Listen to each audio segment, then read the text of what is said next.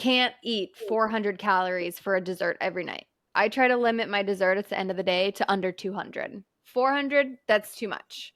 I'm going to have to compromise somewhere else if and when I do want that. Like if it's once a week or if it's once a month, that's okay. But an every night sweet treat, 400, not allowed. Nope. How did you arrive at the 200 calorie kind of goal there? Tracking.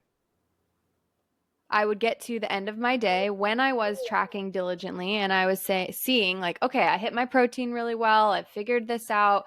And it kind of takes a little game of Tetris too, where you're like, okay, you got to do like some mental math or like, okay, I need more protein in the early part of my day so that when I get to the end, I don't have to eat 100 grams.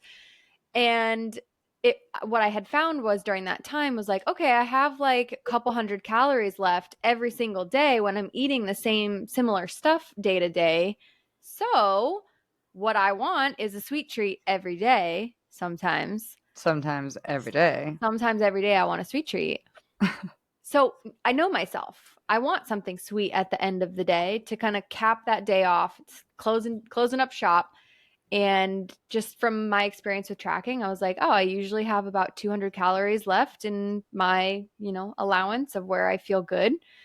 And that's how I arrived there. I love that. I Yeah. like having that little target. And also, it's like a little barometer for yourself. Like, I need a little cap on that. I had something to say, but I forgot what it was. And I don't want to leave this topic without Mm. saying it.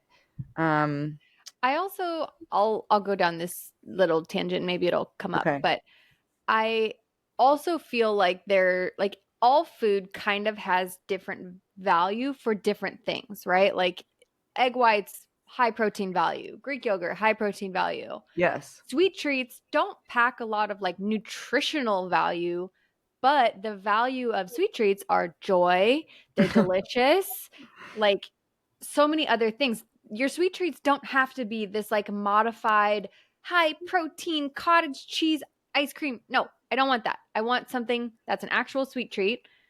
And because of that, you have to have boundaries with certain foods, right? Like if you And with just ourselves. with ourselves, but if you go unregulated and you're like, "Oh, no, I've eaten the whole bag of Cheetos," what? You're at square one again. You're fucked. Like Yeah. and you do that every day.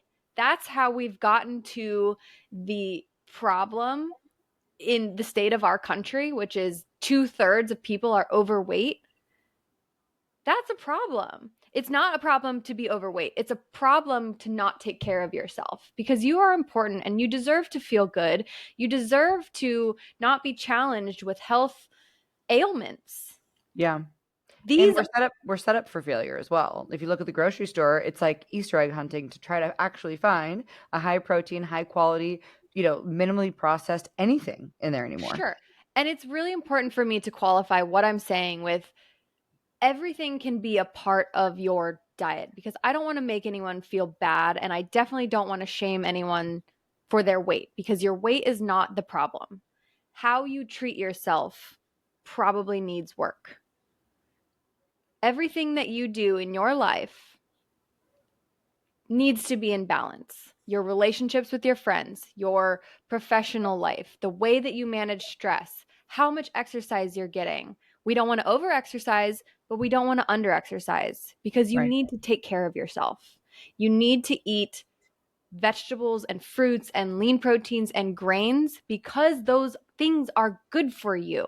If you want to live a long time and not be frail and broken and sick early in life, you need to take care of yourself. I So it's mean, not about your weight, it's about taking care of yourself. I love this.